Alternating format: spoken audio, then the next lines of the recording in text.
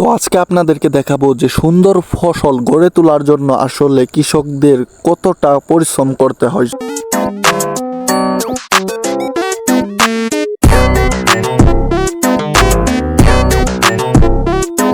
দেখুন, একটা কৃষকের কতটুকু পরিশ্রম হয় সেটা কিন্তু খুব ভালোভাবে বোঝাবো। আর ভিডিওটি ভালো লাগলে একটি লাইক করে দিয়ে পাশে থাকবেন।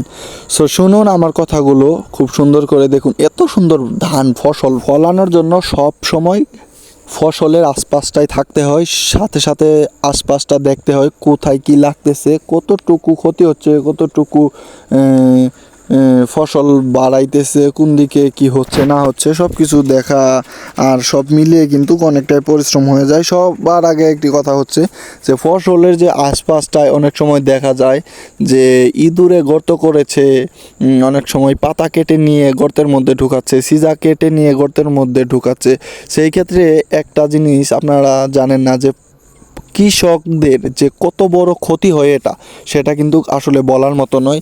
সেই ক্ষেত্রে একটা কৃষকের ওই দিকটায় খেয়াল রাখতে রাখতে অনেকটা পরিশ্রম হয়।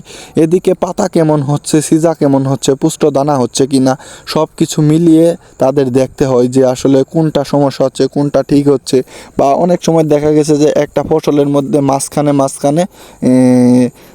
গুছিগুলা, ধানের যে গুছিগুলো আছে এগুলা মরে যায়, অনেক সময় হাবড়ে যায়, অনেক সময় নিচে পড়ে যায়। এগুলা দেখতে হয় একটা কৃষকের।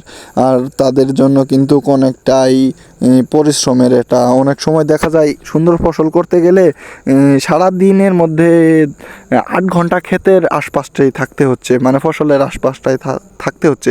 তাহলে কিন্তু একটা কৃষকের অনেক পরিশ্রম, সেটা বলার মতো নয়। এই যে দেখুন আমি দেখাচ্ছি, এক একটা দানা কত সুন্দর দেখুন, একটু লক্ষ্য করুন, অনেক সুন্দর। এরকম ফসল ফলাতে কিন্তু একটা কৃষকের প্রচুর পরিমাণে পরিশ্রম করতে হয়। আসলে বুঝতে পারছেন কি কি পরিশ্রম করতে হয়, কি কি বললাম। সো আশা করি বুঝতে পারছেন। ভালো থাকবেন সবাই, ধন্যবাদ।